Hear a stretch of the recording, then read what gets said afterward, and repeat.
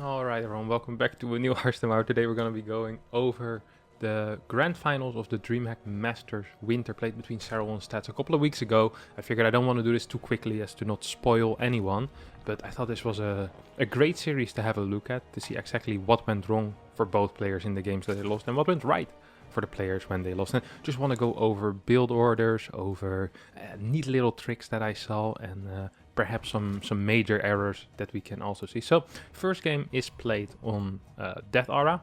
As we see, my man Stats opened up with a hatchery denial. So just scouting slightly before you have to build that first pile and you send one probe out. You block that natural hatchery to force the Zerg to take the other natural. Now, take the natural at the third base location basically. So that's exactly what Serral does. You see speeds coming out very rapidly and he completely pulls out of gas. Now, we're just going to be looking at the difference between this build order and the regular build order that perhaps he gets to play in the other games. We see a skip of the warp gate until he starts his Stargate. So Adept, Stargate, warp gate, Adept. Second Adept not chrono boosted. Now, this is something that is quite interesting or maybe fun to pay attention to. Is that whenever you see pro players not chrono boost their second adept, it means they have to look for the Ling. Every single Zerg at high level is gonna try to run by a Ling for scouting. So the moment you don't chrono boost that second adept, it means it's just gonna be coming out at maybe 303, 302, something like that, rather than 252, 253. So you're just gonna need to find that Ling or at least wait with shading out with your adept. Now that Stats has found that Ling, he can safely move out. He's gonna shade into the natural. He's not too keen on actually finishing that shade or doing any damage. Sometimes you see Protosses standing in between the main and the third base to stop any kind of drone transfers from going on, but it's not going to be the case here as Stats is afraid of very fast speed. This was very fast speed, by the way. Speed finishing at 324 is rather rapidly. He plays Adept, Void Ray, Oracle. Now, with this Void Ray, he's going to be able to deny the scouting, and also he's going to be able to skip a Stalker. You always want some type of scout denial as Protoss against Zerg, and whether that is Adept, Stalker, or Adept, Stalker, Adept, or you play Adept, Void Ray, you do need to take down the Overlords. And the nice thing with the Void Ray is that you can actually kill the Overlord. A lot of the time if you open Stalker, Overlord's gonna go over here, Overlord's gonna go over here. You can't really kill it, you can only push it away. Now, another thing that the Void Ray does, that a Stalker doesn't, is that it forces the Zerg to pull away Overlords in dead spaces. So it's going to be a lot harder for the Zerg player to see your Oracle movement. Zerg is going to rely mainly on Zerglings spread out. Now we see a Zergling over here, we see a Zergling moving into this location. Void Ray is gonna get, I think it got a drone kill here. Yeah, it did. And then the Oracle is gonna head into the main base or the natural. No, it's just gonna be going for a couple of tumors actually. We don't see this very often.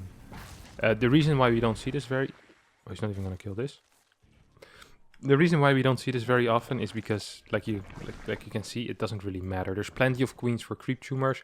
These creep tumors just get refreshed, and he just lost a lot of energy on the Oracle. I'm not a big fan of the move. We also see Stats going into 2 extra Stargates, and the third base extremely quickly. This was a very, very fast third base. Now, the reason why this was such a fast third base is because he only went double adept. This is slightly more risky because you can only take the third base with a single adept and you only can defend it with a single adept. It means very often you need to send your Void Ray or your second Stargate unit towards your third base to try and defend it a little bit better in case of 6 to 10 links. But yeah, it does get your third nexus down a little bit quicker. So that's a small risk that Stats took there. And now we see triple Stargate Void Ray going pretty hard. Now, I'm not a big fan of triple Stargate Void Ray, as a lot of the time there's quite some idle time on the Stargates. The one nice thing about triple Stargate Void Ray is that you can use a lot of the chrono boost on the next side, because if you use it on the Stargates, you just won't be able to continuously produce. So we'll see another Void Ray coming out, and now it's important to actually look at what Stats is trying to scout with this Oracle, because very often people will try to night you if you play triple Stargate Void Ray, or they'll try to do something like the German taxi, For people not aware, the German taxi is a build that Lambo made, German player. And I believe it's 5 queens in 2 overlords, or 6 queens in 2 overlords. Which you drop with some roaches and hydras. I believe he has +1 with it as well, but maybe actually I don't think he has +1 with it. I think it's just queens and roaches, and he drops them with overlords. So that is one of the builds that can definitely kill this. And then there's also just a roach queen nidus, of course, that would maybe be able to kill it if you don't find a nidus. So we see stats staying at home with these void rays, looking perhaps for niduses. Throwing down revelations, making sure, hey, what's popping from these eggs? Is that a drone? Is that a roach? Is that another queen? Like, what's happening here? He's using revelation well. So this oracle is not really meant to deal any damage. It's more as a security. It's like, hey, like, what's happening? Like, it's the scout, you know? You see the void ray count is rising rapidly, already up to 7. And at this point, a lot of people might be surprised that we see the transition into Forced Twilight and extra gateways, but it actually makes a lot of sense, because void rays by themselves aren't actually that good. Now you could say, why doesn't he just go into Carrier? The problem with Carrier is that the transition takes extremely long. Once again, by the way, getting these revelations, trying to figure out if there's any drones there as well, or if there's any mining going on. The thing about switching into carriers is that it takes very, very long, right? And if you only have like 2 or 3 carriers, that's not quite enough. Carriers really start being useful once you have 6. Then you can really easily kill bigger Hydra numbers. But before that, they're not actually that great. So what you'll see very often from TOS players is that if they open with Void Rays, they then go into Storm. Because Storm is a great counter to Hydra. And Hydra really is this counter to the Void Ray. If it's just pure Void Ray, the Hydra does a fine job at countering it. The problem is, of course, when either Storm or Carriers get added. Now, we see 6 gateways charge, +1 being built as well. It's always nice to have charge lots as well. That's another reason why you want to get this rather than straight into Carriers. Allows you to harass with Zealot Rumbys later on in the game. Now, we see once again this focus of stats really on denying a little bit of creep on the edges. And the creep of Serral doesn't actually look that great, honestly. He has a decent drone count, but his creep spread is looking rather meager. You also see he's going into melee upgrades and range upgrades, but basically staggered upgrades, right? So you will +1 and then 2-1 and then 3-2 probably afterwards. Now actually he might get Carapace after +2. Now the reason why he wants +2 melee, you could be saying, well, against Void Rays, don't you mainly want your range units to do more damage? Correct. You guys are completely correct. If you thought that, you're correct. But here is the trick. Harassment against this is extremely difficult, and because usually the toss is going to be rather turtly. But one good way to harass is going to be perhaps with Overlord drops or Baneling Runbys. And Baneling Runbys are a lot more effective once they have this +2 and the Baneling Speed, because in that case they can one-shot probes. Baneling Speed doesn't give them extra damage, but it makes them quicker and gives them slightly more HP. It's one hell of an upgrade. Now we see Storm, Robo even going down. Now this could indicate, for example, something like a push, because or for creep denial with an Observer. We'll see what he gets. So Observer into a Prism. Could also be a Prism for harass over here. There's one thing that I wouldn't mind if Stats does, if he basically takes away one of these Void Rays and just patrols it in this dead space, or just looks for Overlords, because after a while, usually when Overlord speed finishes, you'll see these Zergs, they start spreading the Overlords again, because they'll say, well, I can just pull them back. But it's still nice to deny their scout with that Void Ray, especially if you're working from like a dead space over here. So here we have the push that I kind of was talking about. You have that Archon, Templar, Zealot combination. He's just going to move forward, try to deny the active creep tumors again. And you see how passive he actually is, right? He's not actually attacking that much. He just wants to... at this point, I feel like Stats almost wants to force out Hydra Bane, because Hydra Bane doesn't transition too well into the later stages of the game. Like, once you get a lot of Archons with this army, or you have enough Storms and like 5-6 Archons, most of the time you're just going to be able to kind of beat the other guy. He's already transitioning into Carrier as well, our man Stats. So he's actually looking pretty healthy here. One of the Zealot Runbys gets caught. He has a Zealot Runby here. He has a Prism set up here. So these are... I always call them like insurance policies. So this is like an insurance policy, and this is an insurance policy in the way that the moment he gets attacked, you can just send these guys in, and it kind of ensures that this army needs to retreat. If this army does not retreat, all of a sudden Serral is all in, because he's going to lose 20 workers here, he's going to lose 20 workers here, 10, 15 workers here, because he's working with a maxed army right now. His reinforcements are only going to start once this army dies, which usually means he needs to return. So the moment you see Stats sees this army, and immediately we have this movement in. You see that? Serral spots this and it's like, oh crap, I need to go back. And just like that, Stats won a lot of time to finish up more carriers. And like I said, 9 or 6 carriers really is that magical number. And you could be saying, well, this is a waste of zealots, but he doesn't actually want the zealots in the army right now. The only thing you want to be spending minerals on is either cannons or run by zealots. There's nothing else that really requires minerals.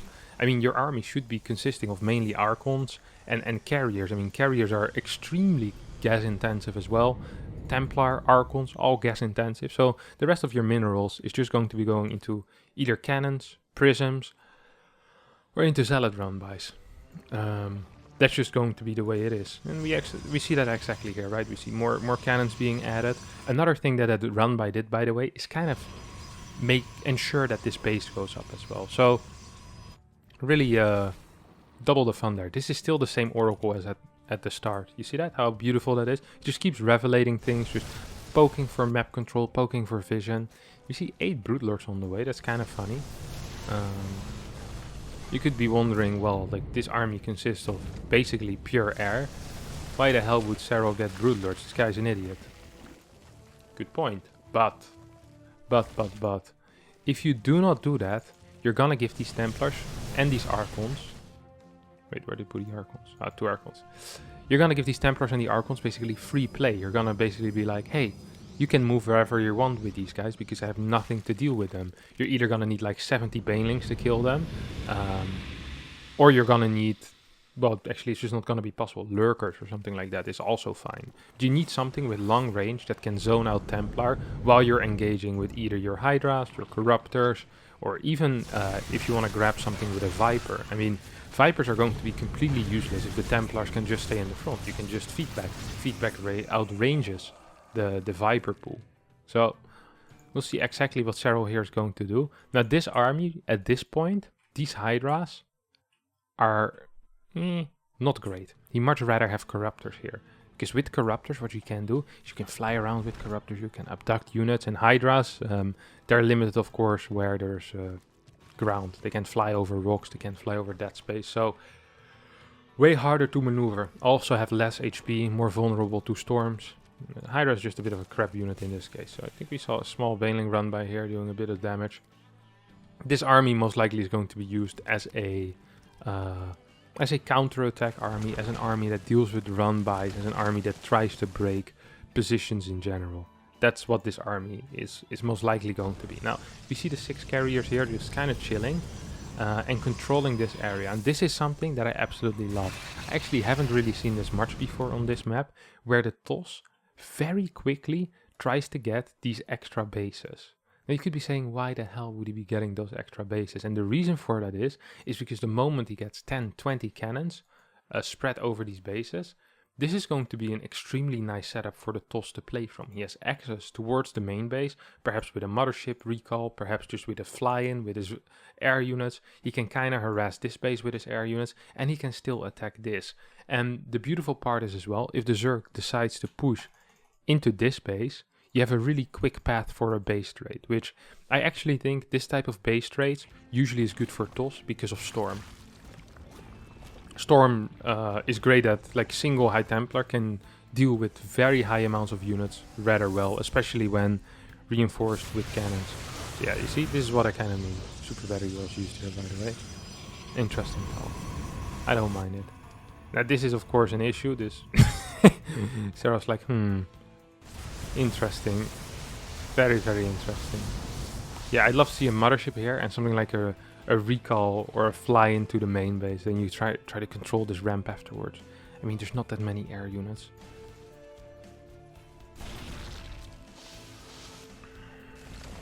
Stats decides to go back.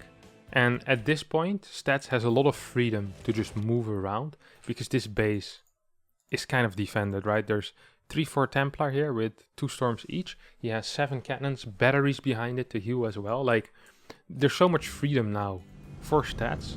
And he already has these bases set up, so he never needs to think about this again, basically. He basically has a setup for the rest of the game now, and now he can just focus on moving his army around. I mean, the macro aspect is practically over for him.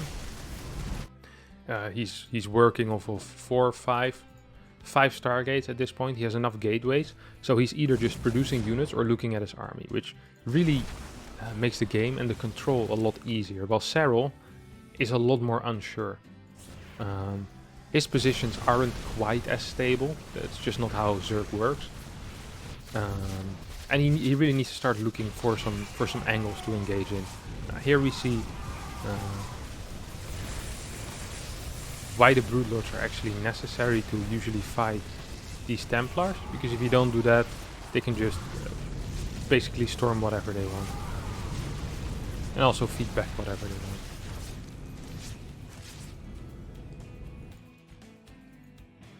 Now, if we think back of kind of what has been going wrong so far for Serral, is that I feel like his counterattacks haven't been able to do too much. So you can start to wonder whether the investment into those fast +2 upgrades on the Banelings and these many Hydralisks was really worth it. Because as a result, it feels like he's kind of behind in air stuff. You know, like there's +3 already here on air for quite some time on stats. He's getting a lot of extra upgrades, and +3, +2 only now is researching. He's only now, this is the first time where he has a Corruptor count, where he can actually start doing things with Vipers. Before that, he still had so many Hydras that he really couldn't be harassing his opponent's army. He could only be harassing bases with Hydra Bane. And if you try to get Corruptors faster and focus less on that Hydra Bane, perhaps you can get more damage done. We might be able to see a little bit here what I mean, if we of course get the opportunity. Now, overall, this position is quite nice for stats. There's not a lot of creep. There is a bunch of spores, but all of his bases are super stable. I mean, 5 cannons here. What's this? 9 cannons? 8 cannons here. And this is also relatively stable. Another nice thing, of course, here for stats is that if there's no creep, is that it's... Oh, I like this recall. Is that it can be quite difficult for the Zerg to make the correct rotations. I love the Ultras over here in case of a Zealot run, but that's a good call. At least not a bad call. Changeling not gonna spot very much. Another thing we need to see added soon is probably Infestors. I know he already got Neural, but without Infestors, these type of armies are practically unbeatable, I think. If you are capable of getting 1 or 2 carriers or even Archons, that can be super helpful. He does have Ultralisks, and I kind of like that here. There is quite some ground. There's a couple of Archons, there is Templars, of course.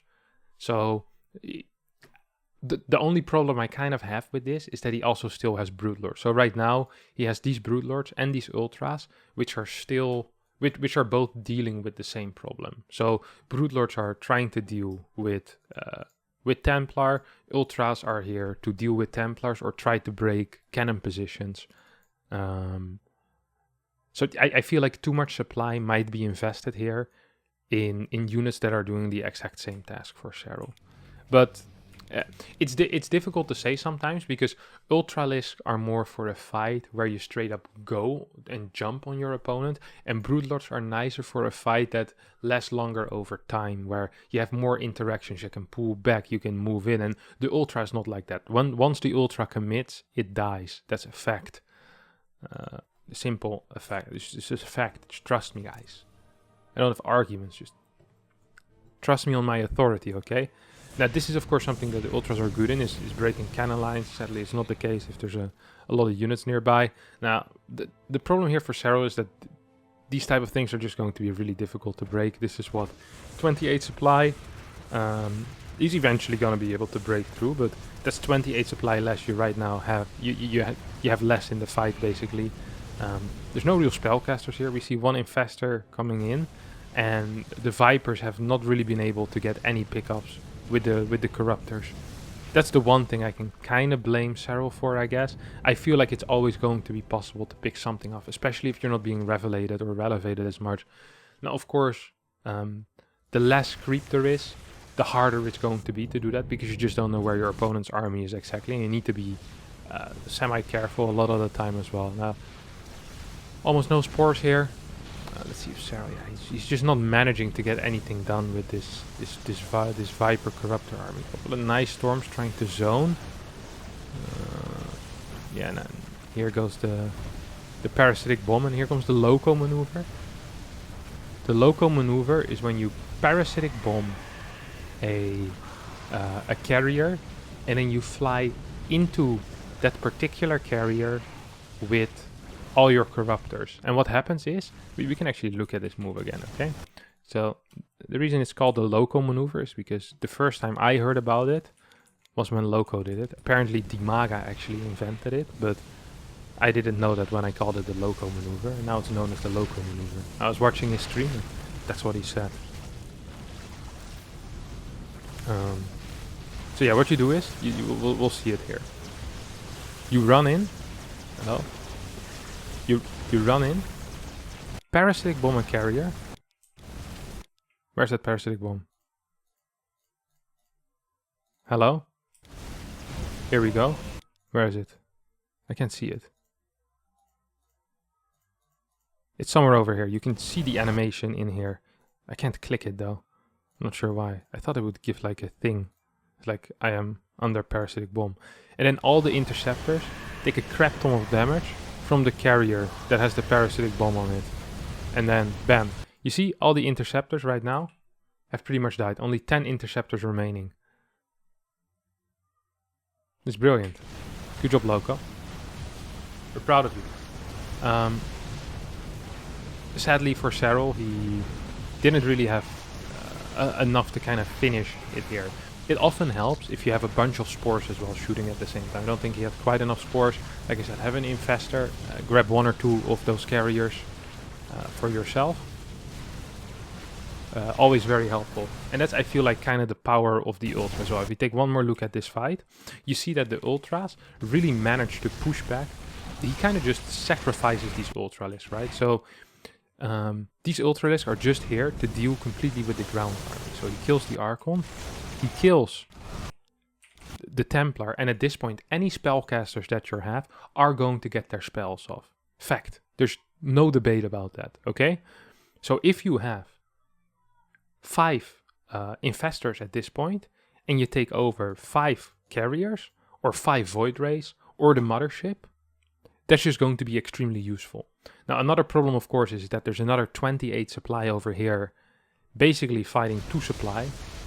Sure, they broke the cannon wall, which is nice, but you lost the main fight. So, yeah, I think initially a slight overinvestment in the Hydra Bane that really ended up doing nothing, and afterwards, perhaps not being able to find a way to get rid of the carriers before, or to get rid of the Brood Lords before the deciding fight.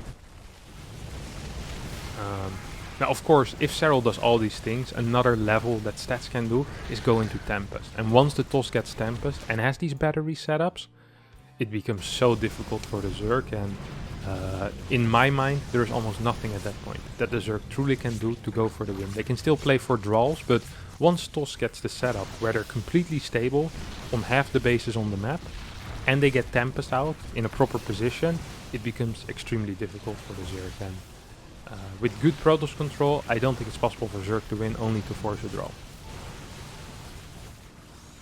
But that's if very specific requirements are met, of course. No Observer with his arm is also quite bad. Yeah, this is the type of stuff I would have loved to see a bit earlier, but I mean, it's difficult to do if there's always Templars with the army. Ultra still trying to do some damage, but yeah. It's so funny, after a while, like, Stalkers actually are quite good again, if there's so many Corruptors. Yeah. Statsman's game number 1. Let's just hop into game number 2, I guess, right? Just keep going. No breaks. Game number 2. Between Stats and Serral. Let's just go straight through the first few minutes of this game. It's not too interesting most of the time. The early game is going to be rather similar. He gets the block off again. We see Serral going. This is such a risky play. This is what the 5.9k Zergs do on the ladder. And when they pull it off, you're the loser that goes into the main base. You really want to flame them. This is insane. The reason why this is so insane is if Stats decides to keep to basically stay here till like 104 or 105, Serral is going to need to build a hatchery here at like 19 or 20 supply, which is absolutely awful. Or maybe even he'll have to open pool first at that point. So it's just an expensive little joke. But yeah, Serral's going to be happy that he got that hatchery down there. He gets into an extractor and pool. Of course, his hatchery is delayed by, I think, about 10, 12 seconds maybe. And it's going to delay his mineral mining a little bit over there, but it's not going to be the biggest of deals. That's just opening up with a standard 1 gate expand, Nexus into core. A lot of gas mining. He was 3 in gas before he had 16 on minerals. So this is just indicating once again this is going to be a Stargate.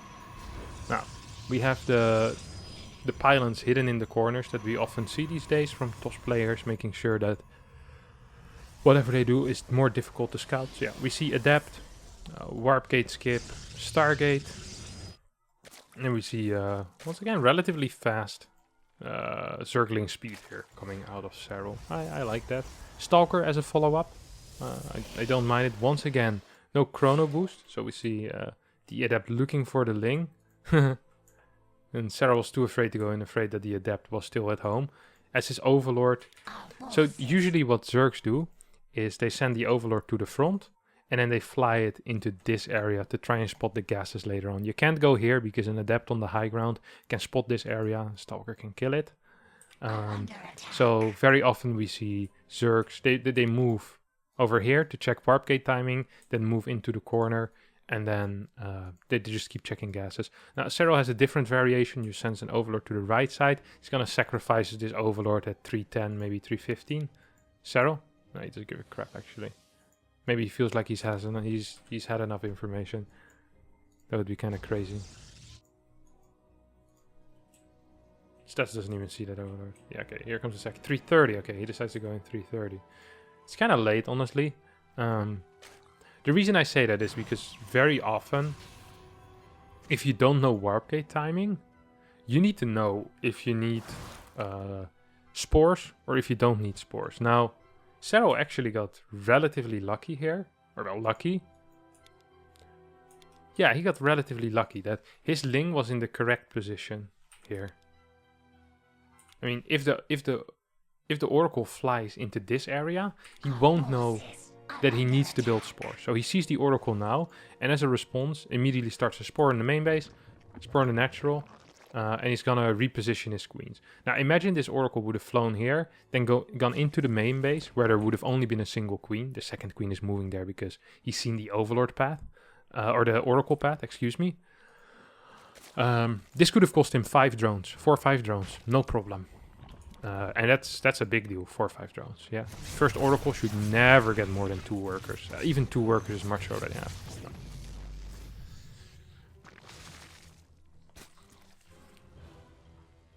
That's just sad.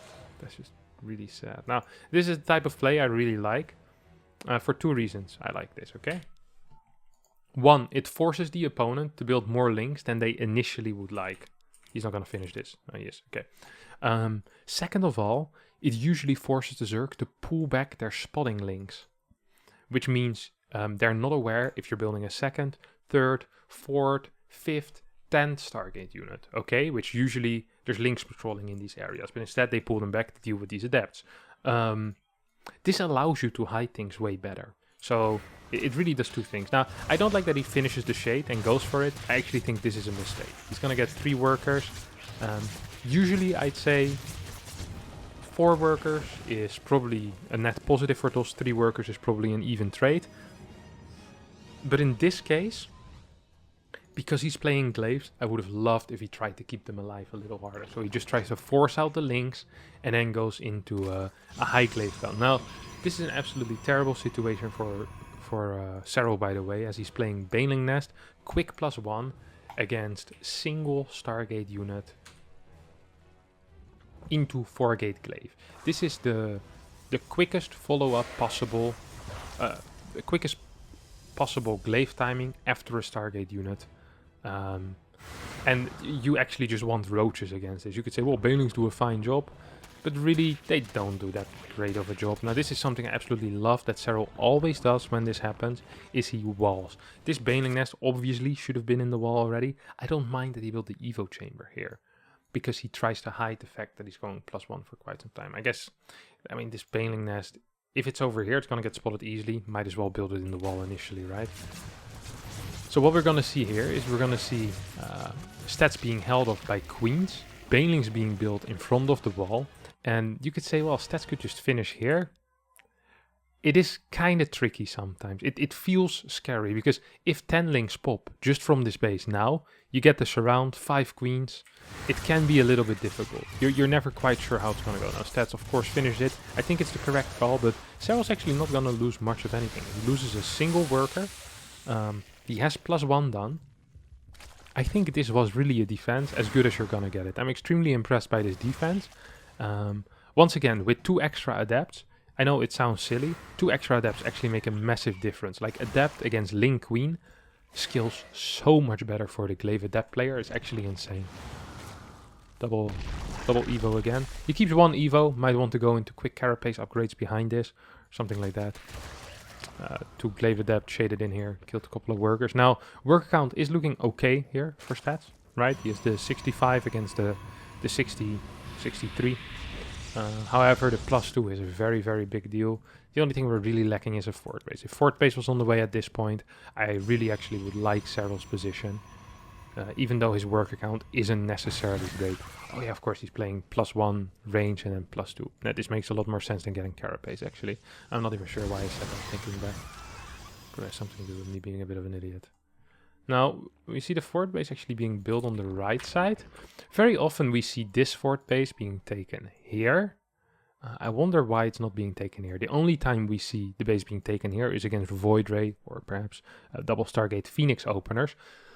Because in that case you have this area which the Phoenixes and the Void Rays can just bang, bang, bang, back and forth, back and forth, back and forth. Now, of course, that's also possible with a prism, but generally this base is difficult to hold. Facts. Truly facts. I don't like the Archon drop going across the map. It's silly. We see big cannon counts here, and we see a wall coming out of stats, which I definitely do like. I'm a big fan of that wall. Double Templars. Good stuff. Good stuff. Good stuff. Very, very good stuff. Now, for adepts with glaive, go into that Prisma. 2 Stargate Fleet Beacons. So he's gonna go up to triple Stargate Fleet Beacon. His army consists of 2 Archons, 6 Templars, and he's playing against a Zerg that's still on layer tech. This is risky, okay? This is scary. This is very, very scary at times. Because you're gonna be investing a lot of gas in the next minute and a half into units that are not gonna strengthen your army immediately. It's gonna take a long time until this gas investment, so like the 500 gas over here, and then the carriers are gonna be building, so it's gonna be like another 700 gas or so. You're just basically throwing away 4 Archons into something that is not 4 Archons at this point yet. Which means that is very, very good if you're not getting attacked, or if you can hold with this army. But if your opponent is going to push you very, very hard, with, for example, Banelings, +2 attack, maybe even +1 range, it's just going to be a very tough battle for you. You see he's just lacking meat in his army right now. You know, he has plenty of potatoes, but you can't eat fries all day, stats. You can't eat... Actually, he doesn't even have a lot of potatoes. There's like 2 zealots. I mean, the army value here kind of tells a massive story, right? 18 workers went down because of the Baneling drop as well, +2 doing some work. And then we have this run by getting destroyed as well. And even though there's, what, 6 cannons here, I mean, there's only 2 Archons to really do any type of consistent DPS, and once those die, it's just Templar Cannon. This just completely wrecks it. It's completely wrecked. It's not even close. 6 zealots. What was the gateway count here? 9? Yeah. 9 gateways. Nice. This is a nice area, man. This is a good way to go about it. Bailing's not gonna do anything, but yeah.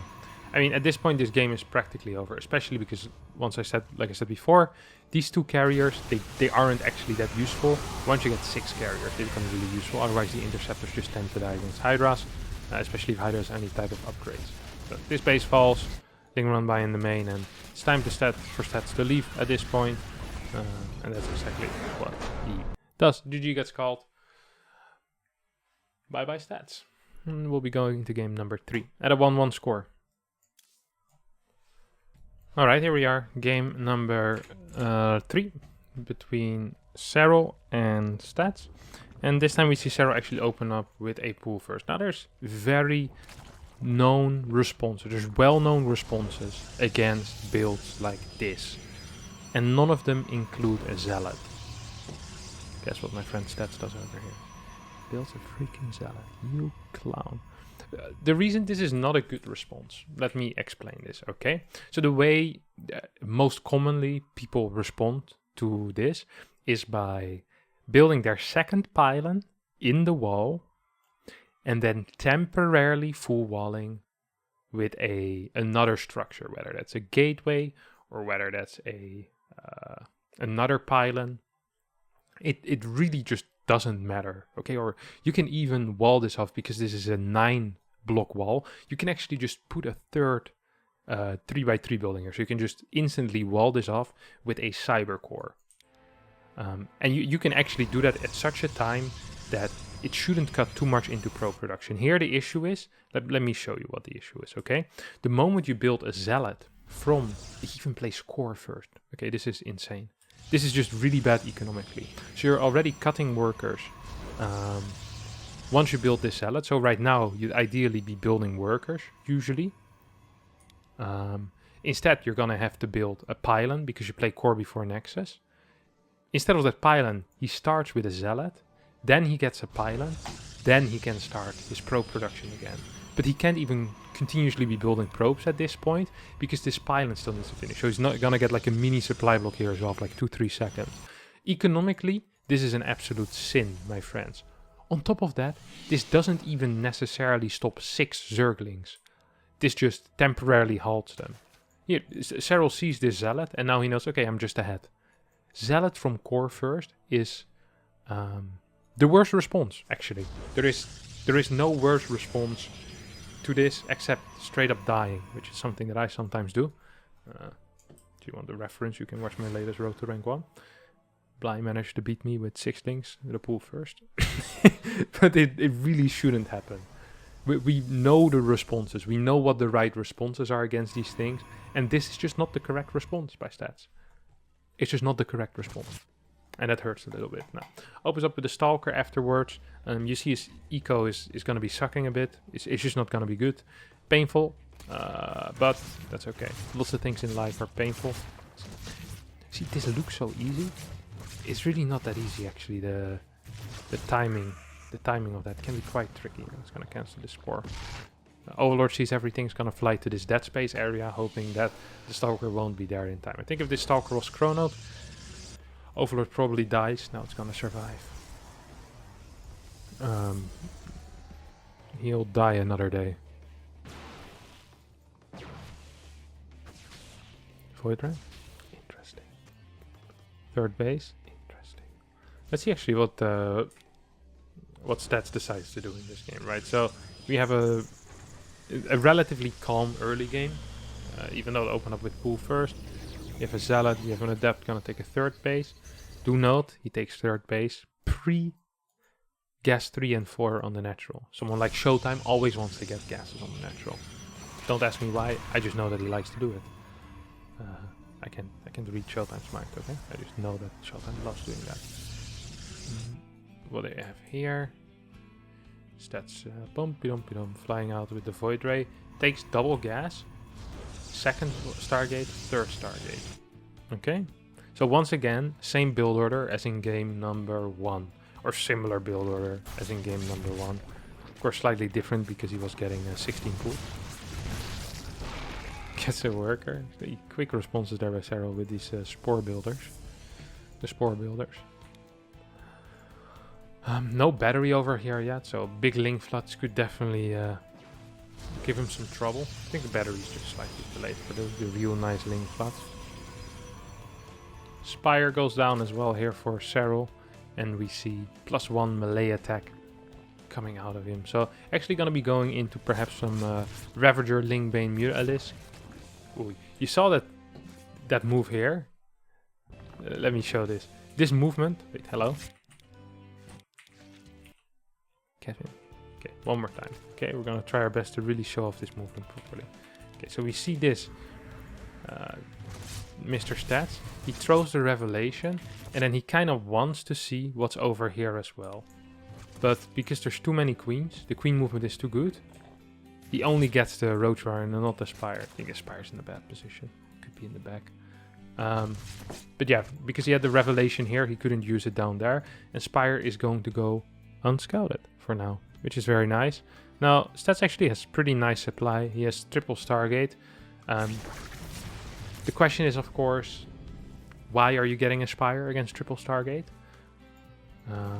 It really is quite a debatable move, in my opinion. I mean, the hard counter to Mutalisk is Phoenixes, and he has 3 buildings that can produce Phoenixes.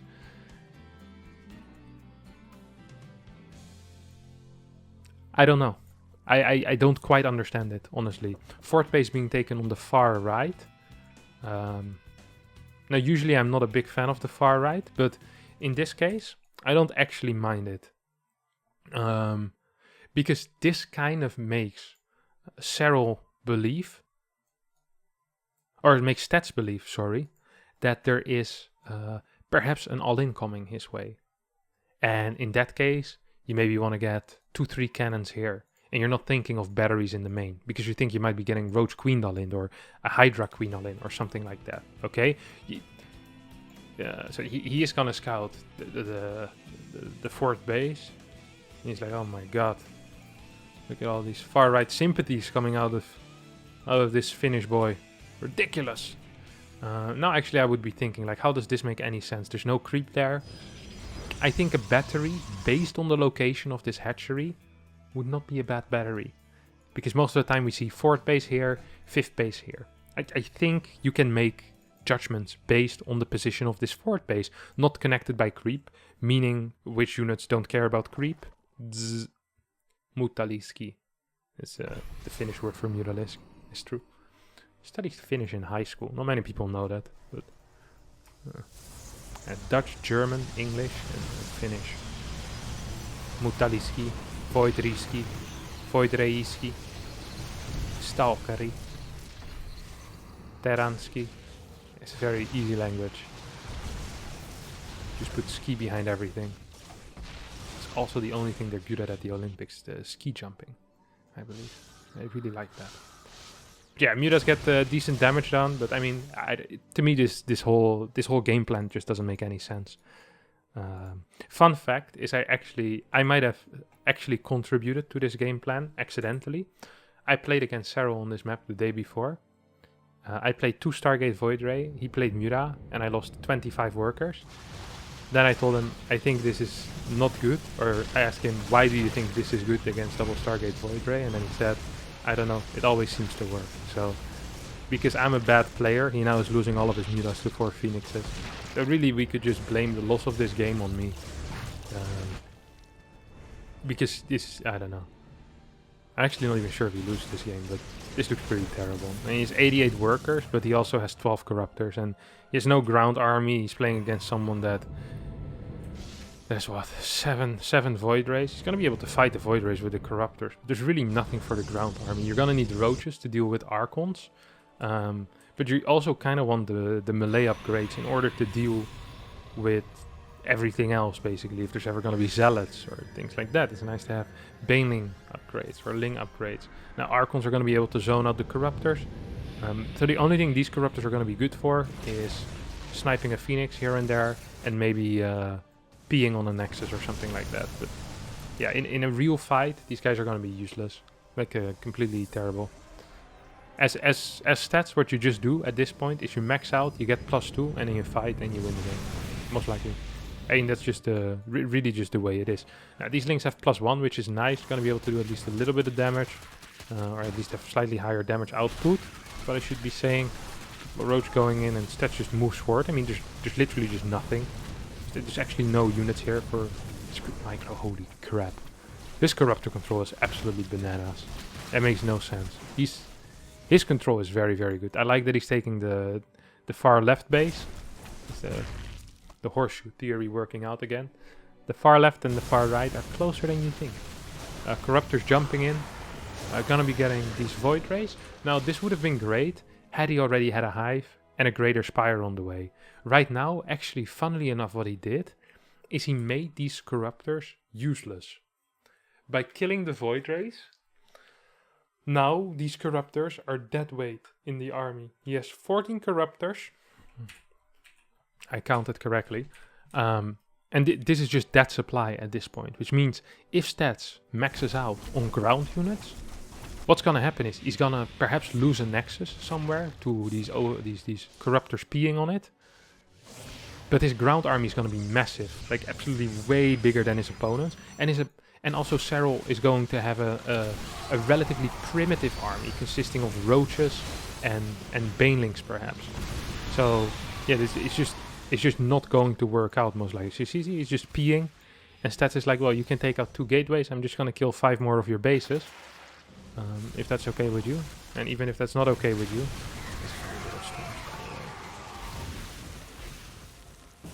so there is some, you could say in this case, it's like, hey, do we actually need to attack into this? If we look at this situation honestly, do we need to fight here as stats? Okay, just have a quick look. Our opponent's army consists of 16 roaches and 12 corruptors. Hive isn't done yet, which means the next level that Serral's going to get is gonna be at least another minute and a half. Perhaps we want to get 1 or 2 more Immortals, 2 more Templars with this army. I wouldn't have minded it. I really wouldn't have minded it. Because this army that Serral has isn't gonna get any better. His army is gonna suck for the next 2 minutes. And your army is gonna get a lot better. And what's even better is there's still a lot of dead supply. Serral's gonna probably feel forced to even attack into the toss with the garbage army that he has created. I mean, 11 workers do end up going down, which is nice, but I feel like stats is actually giving Serral a little bit of a chance, which is not necessary. Nexus goes down. This is, like I said, this is to be expected. You can just rebuild it. It's no issue. He's 83 workers. He's probably still outmining his opponent. He just needs a couple of extra storms, and then he actually can't lose the game anymore. I'm not sure why he's not doing that. I like tunneling claws here. Roads are completely useless with tunneling claws. They're still useless, but slightly less useless, which is always better, you know? Okay, maybe this fight just probably just ends anyway. I mean, there's just so many units here for stats, and there's really not that much for Serral. Tunneling claw's not even gonna finish, is it? Yeah, Stalker Immortals. Too powerful. Too powerful here. So another blink forward will most likely seal the deal. And Stats takes this game after, in my mind, a failure of picking a strategy by Serral. So yeah, I think we can blame this one on me. So 2-1 for Stats, and we'll be going into game number. All right, ladies and gentlemen, game number 4 between Stats and Serral. Very, very exciting indeed. As wait, what the heck was this? Oh, this was a 12 pool actually. This was a 12 pool, wasn't it? Little prick Serral. Now, Stats is doing a good job blocking this. This is a pylon that is, I think, slightly too early. The ideal timing, listen to this, is actually starting it at 115 or 116, I believe, where it has enough HP that the links can't kill it quickly, and it doesn't. you don't have to cancel it like this one before the links actually show up. Now the links only need to shoot a probe away instead of having to deal with a pylon, which would delay it even further. So we're just going to go over this response here by stats. He's going to play double Zealot, I think. Well, yeah, he's playing double Zealot. Otherwise, this Chrono Boost makes no sense, right? Double Zealot. Yes, there we go. Beautiful. And he's actually pulling 3 probes as well.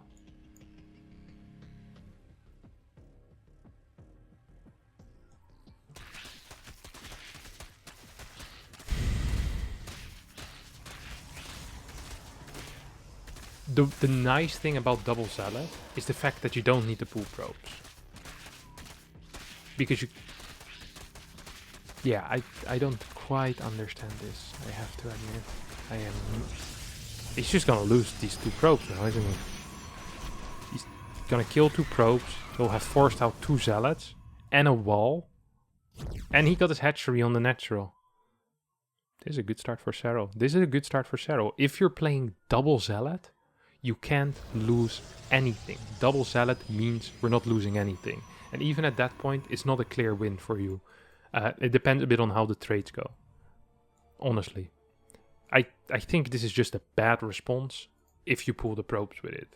I'm not a fan of that. I'm also not a fan of leaving the links here, because probe in the wall can just deal with it unless you're going to go for the Cybercore. Or unless you accidentally get in. Yeah, I mean, it's just a waste of larva, because you do need to build these links at home in order to deal with the Zealot Adept attack. So I guess now the game is actually relatively even, because he also wasted 2 extra drones. So I don't actually mind this too much here for Serral. For stats, excuse me. Even though his start was pretty poor. Let the days go by. Warp Gate way before Stargate. Okay, that's interesting. Overlord, second Overlord. Yeah, there's 2 Overlords on this side of the house. Gonna come in and scout the Stargate. Jeez, there's so many links. There's so many links. There's no speed yet. Speed always very late, of course, with 12 pools. See 2 queens going pretty hard as well here. On those units is nice. There's 4 queens, there's 3 queens. There's 3 queens. 4th queen pops now. Overlord or Void Ray is on the way. Serral scouts it. Should start pulling away this Overlord as well, in my opinion. This is something I sometimes don't quite understand, is when Zergs don't do that. They just leave that Overlord there. Now, let's speed this up a little bit. So of course, a decent likelihood that this Overlord didn't even get spotted. So in that case, Stats is never gonna get it. Yeah, this send away was way too late. You can also sometimes try to hide like over here or something like that. Hope that he doesn't see it, or fly like this and then go over here, but yeah. Stats goes Void Ray, Oracle, Overlord speed starts, and we see a fast approach run. Ooh, 2 gases as well. Now this is looking like the beginnings of a German taxi here, my dudes. Overlord speed being researched. The Evo chamber confuses me. But a roach wire, maybe he needs 3 gas for this. And then at 48 workers. No, okay, it's not gonna be a German taxi. At least Serral scouted properly. Hey, what's happening here? And I like that Stats is going back into this. I mean, he hasn't been beaten with this strategy yet. Serral seems to show poor understanding on how to beat it. So yeah, here we go. What do we have here as a response? Fort base here on the down low. The reason why I like this is because if you take this base, naturally you're going to be spreading more creep towards that area, which means a flying into the main base is going to be a lot harder.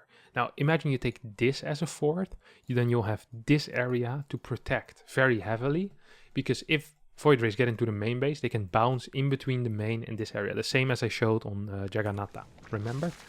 I don't remember. Great. Glad you guys are paying attention. Freaking attention. 5 Void Rays only. Triple Stargate with 5 Void Rays into Forged Twilight. Stunny.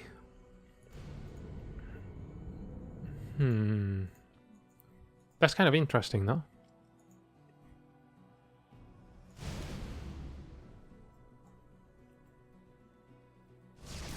Like, it feels like he just has too many Stargates for the amount of Void Rays. Like I said before, I prefer 2 Stargate Void Ray, but Stats seems very keen on the triple Stargate Void Ray. And I mean, he's beating Serral, so can shoot the guy.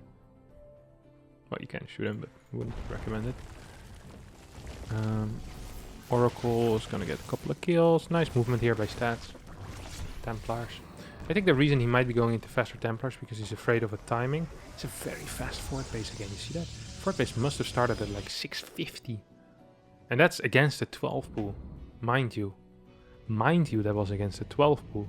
Robo goes down. He's actually playing very greedy when it comes to infrastructure. Builds a lot of buildings, and you can say, well, if he has a lot of buildings, he can easily spend money. But if he gets hit in a timing where he hasn't used these buildings yet, it's actually quite bad. So a lot of timing attacks are good against these big infrastructure pushes. Now we see, this actually doesn't look like there's going to be a timing. We have double Evo, Baneling speed, similar setup as Serral went for on Death Aura. Difference here on this map with Death Aura is that this map has one of the best areas to engage in, one of the best fort bases to engage in for the Zerg. It's extremely easy to attack into this base. And I think that's actually what we're going to be seeing here. We see a pretty late infestation pit. I mean, what Serral did on Death Aura was he basically maxed out on Hydra Bane and then was like, okay, now I'll go into Hive afterwards. He didn't actually do anything with the Hydra Bane. If he does that again, he's just going to straight up lose the game. Okay, it's over. He's dead. He's adios. You might as well go home, Serral. He's probably playing from home because of COVID, but there's no use, you know? Fleet Beacon rapidly being researched. So Stats already preparing for the next steps in this game. He doesn't like being in the past too much. Once again, we have a semi-wall here coming out of Stats. Bunch of Banelings, and this is just going to be an old school bust. Do the queens join as well? There's a lot of queens actually. There's 8 queens they could join. Let's see. Let's take a look at this fight, okay? +1 finishes up. +2 is like 10-15 seconds away at this point. This army should have never moved out. That's so risky. Some zealots here. Nice. And here comes the fight, right? 29 Banelings. Look at the micro that Serral will be doing with these Banelings. So he's gonna bait a storm with, well, there's not even any storms here. He's not gonna bait any storms, he's gonna blast everything. Oh my god! Just own this. This is the angle I was talking about. Storms can not really hit a lot. Not enough army here for Stats, he just gets blasted. This actually looked a lot more similar to Jagannatha, because of the difficulty of keeping that fort base alive. And Stats just has to GG out. So nice change up if you see this game, between this game and Death Aura. And of course Death Aura is way harder to engage into. That's one of the differences why this map is so often vetoed in best of 5s and best of 3s by Zerg players, is because it's so hard for Zerg to engage, and TOS kind of gets these 4 bases initially for free. It's not the case here. Serral says time to go, and Stats says okay, bye bye, see you in game number 5. Well, what's up friends, game number 4 here between Stats and Serral. Serral this time is not doing any shenanigans. We see Fast Scout coming out of Stats, wants to block the natural again. And Serral is like, okay, well, we played enough early pools now. I wouldn't mind, honestly, if we played again, but Oxide just isn't the map for it, right? Relatively large map, easy 3x3 wall. So yeah, just going to have to play standard here. Stats is going to keep his probe down, make sure that he gets the block off. And we see a gateway into a simulator. Very standard openers here. Let's see if there's any different concepts that we're gonna see here from either of the players. I think after that last game, Stats might want to really evaluate how he plays the triple Stargate opener. I mean, 5 Void Rays from 3 Stargates seemed a bit so-so, especially on more open maps. And if you think about Oxide as a map, you see this is not an easy to hold third base. There's a lot of area, especially once the rocks are down, for an attack on the fourth base. This left side base is easy, it's difficult to defend. Imagine Zerg moving here with their army. Where do you go as Protoss to defend? You know, it's the other way around, sorry. Imagine you take this as a fort, it's difficult to fight a Hydra Bane army that's here. If you take this one, it's difficult. I mean, you can even take down these rocks as the Hydra Bane attacker. Very often we see Zergs actually breaking down these rocks and attacking over here between natural and third. And there's just a lot of issues with all of that, honestly. And yeah, it's just rough. It's really just very, very rough.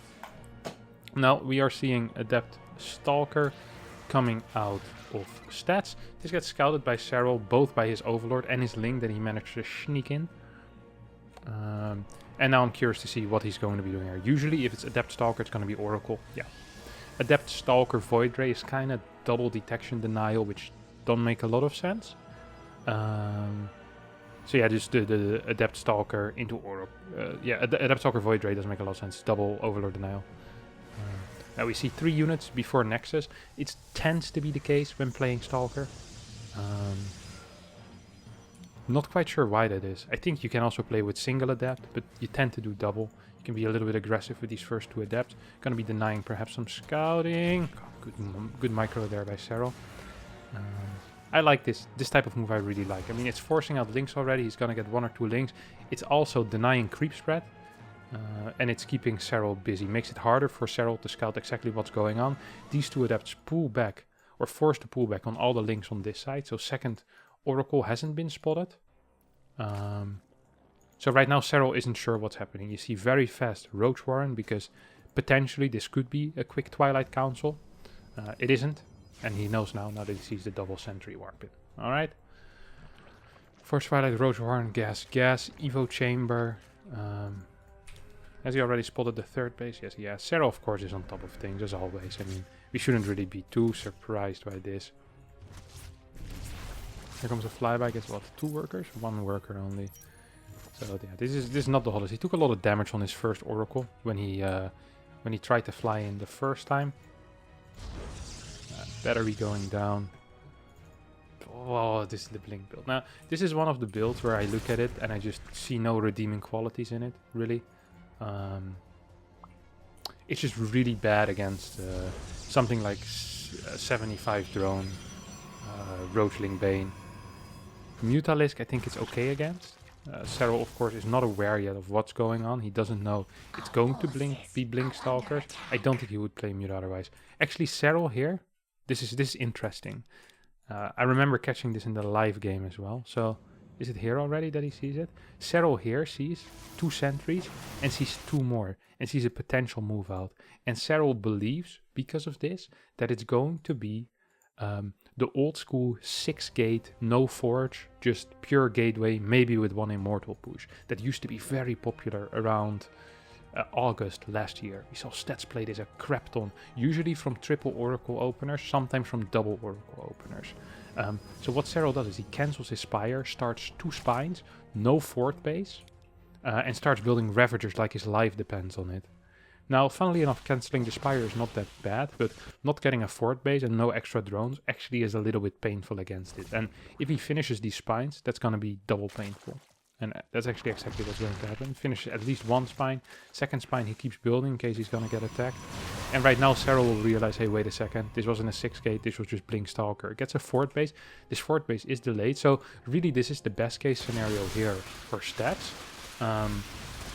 If he doesn't manage to get a good fight later on from this position, then we can actually just say, yes, this build is crap. We don't like it. It's not good. It's going to be going into double Robo Colossus or Disruptor, less likely, but still possible. 2nd Evo's going down for those range upgrades. And it's actually adding a lot of Ravager, surprises me. Usually the key to fight against the Blinkstalker Colossi army is to get a lot of Banelings, decent creep spread, 75 to 78 workers, and then you can just take fights. You tend to be able to take fights. You can go into Brute Lord afterwards and be fine. Now, this was a fort breaker, or this is a fort breaker, really. We see Serral heavily investing into denying this fort base, and just now adding a couple of extra drones. I like that. The drones earlier probably weren't necessary. He's just playing it pretty safe here. Alright. Queens try to help out. Of course, with the Ravager Link Bane army, you don't really have any anti-air, so the Queens do tend to help out. Colossi are out. There's 2 Colossi out already. There is now an Infestation Pit as well as a Spire on the way. But the main thing is just that there's a Baneling count of 15 already, and most likely we're going to be seeing more Baneling. I don't like actually these 4 extra Ravagers. There was 9 Ravagers already. I feel like the difference between 9 and 14 Ravagers isn't that big, and having like maybe 10 extra Banelings would be a lot bigger here. Very careful play here by Stats. There's a lot of Sentry energy saved up. So he's going to be able to redo his force field a couple of times, which is important. Now he's poking forward with the Colossi, and this micro is very, very tricky. So this is a very big angle. You want to be able to force field like this. So there's maybe 4 force fields here. You don't want to waste force fields on anything else. You also always got to be ready when playing this army for flanks. So ideally you have 1 Stalker here, 1 Stalker here. This is just common sense. This is what you're supposed to do. And once you start moving in this direction, you want a Stalker here as well. You can easily do that with Blink. So you know exactly, hey, what's happening here, you know, force fields. He misses his force fields and he's going to lose a lot of sentries. So he just lost about 9 or 10 force fields that he potentially could have had in the future, and he's not going to be getting them. He still has his Colossi alive, but this moment it already becomes very, very difficult for him to keep pushing. It's still possible, but it's just becoming a lot harder. And here comes the Baning flank. Barely not going to be able to kill all the Colossi, and this actually looks a little bit bad for Serral at this point, because he didn't get the Colossi, and these Banelings come in. I think this should be semi-okay here for Serral, because you can't really keep pushing easily with this army at this point.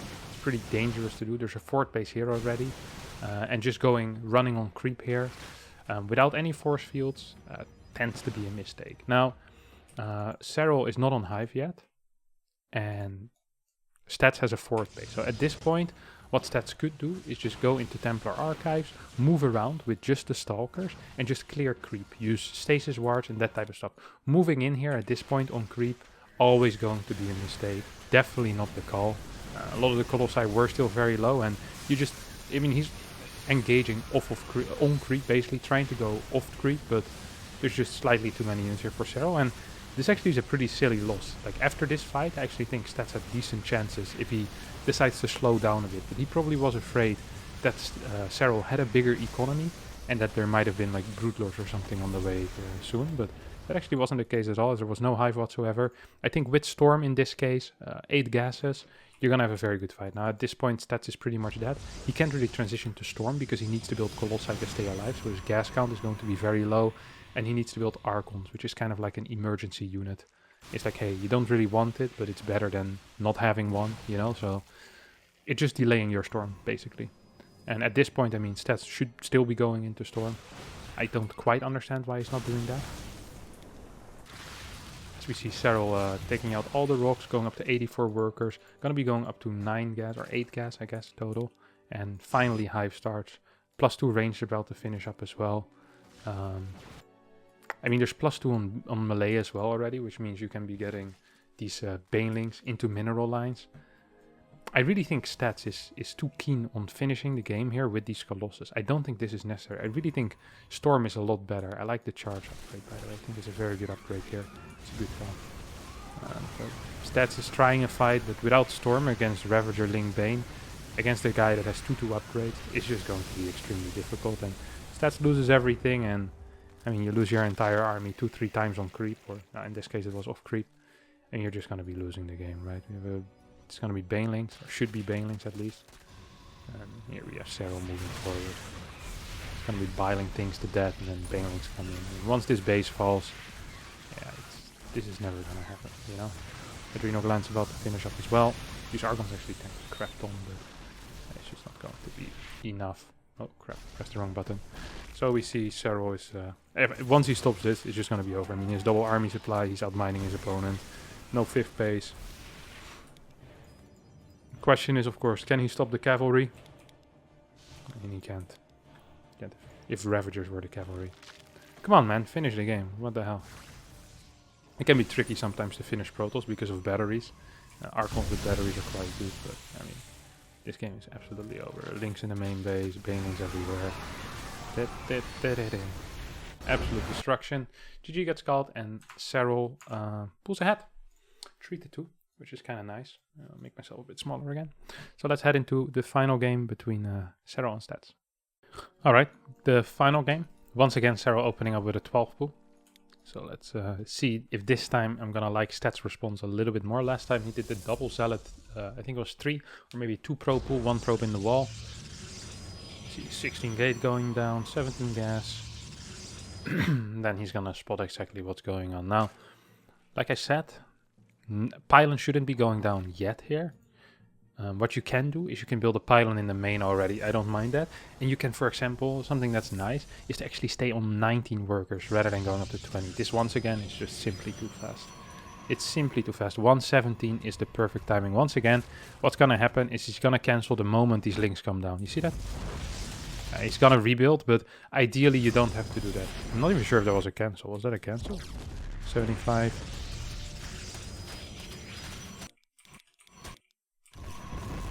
Not a cancel. The pylon goes down here, Zealot here.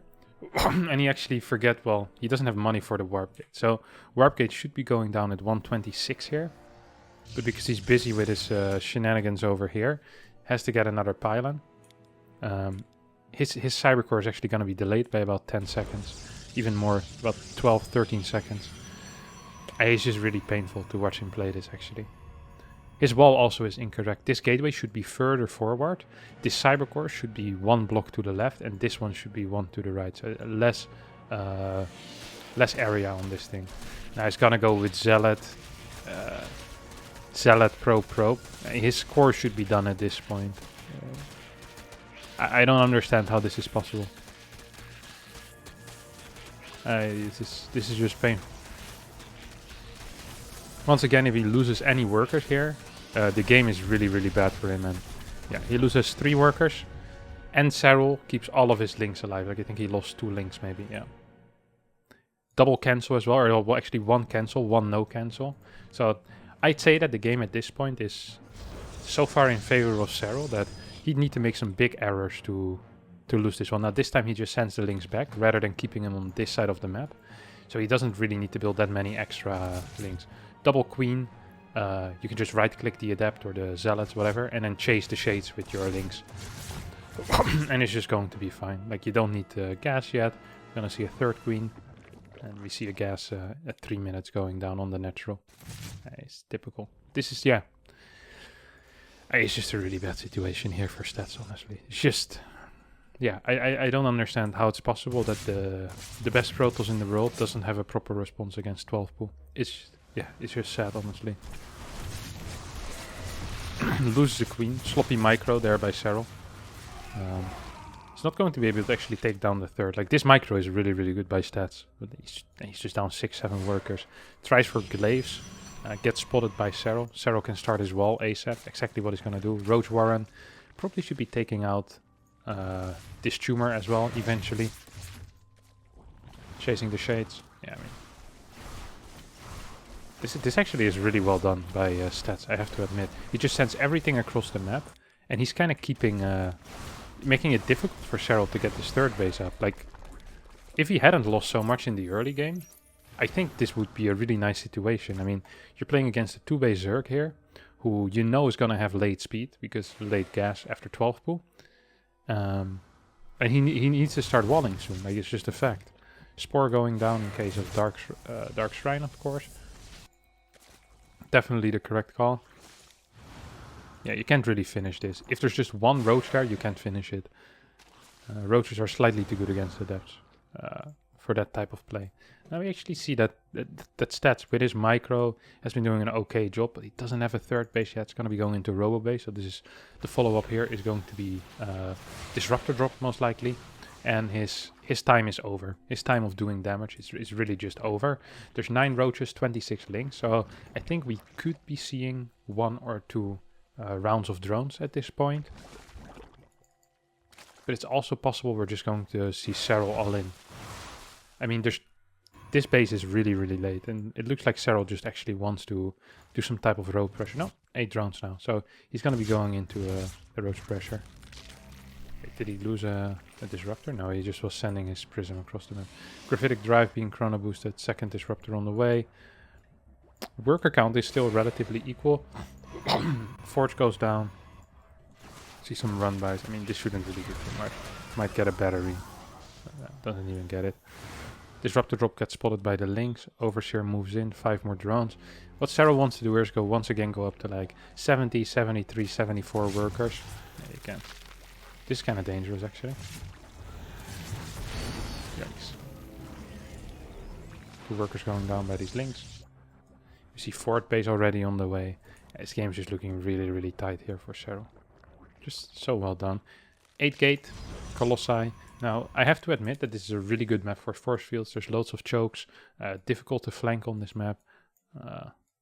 Yeah, lots of nice little areas. The force field, as you can see. So it is probably the best build on this map. Yeah, it's just very, very yikesy watching Stats respond to a 12 full. It's not good. Right now, Serral actually is at the drone count he wants to be at, and he's just going to be staying on this for a very, very long time to come. Maybe he wants to get a 7th gas, so he can get a little bit more banelings, but other than that, yeah, not much going to be necessary. Whoop, disruptor shot, hits. 58 workers only for Stats here, by the way. See that? 58. Extremely low. He's gonna get a second robo on 61 workers. Serral once again adding 6 more infestation pit, 24 more banelings. Once you're getting into the 30-40 baneling count, this army just doesn't cut it because there's not enough damage to actually clear the banelings. What's gonna happen is you're killing the banelings as they explode into your army. Good pool. Very, very good pool. Fourth base on the right side. It's more hidden. Left side is the common location. So I don't think Serral is going to spot this anytime soon. He has a Ling over here. Actually, Serral, of course, spots it. Why am I even trying to pretend like Serral isn't the best? Lings to the left. Now, this could be used for either a flank. Oh, I would not fight into these adepts. Yeah, that's a bit of a waste. Same time though, Serral's moving forward. There's a lot of banelings. I mean, this fourth base has gone down. I'm not sure if you want to engage into this. Serral says, yeah, I do know. I do want to engage into this and just absolutely blast his opponent. It's honestly not that close. GG. And Serral wins. So yeah, once again, feels like these games were kind of decided a lot by early pools. Where Stats' response was just ineffective, honestly. And if he gets into the proper games, he actually had good chances. He played well in those games. But yeah, not good enough, sadly, against the early pools. That's gonna be it for today. If you did enjoy this video, don't forget to like, subscribe, and do your other things, whatever you guys do. And hope to see you all next time for a new video. Bye bye.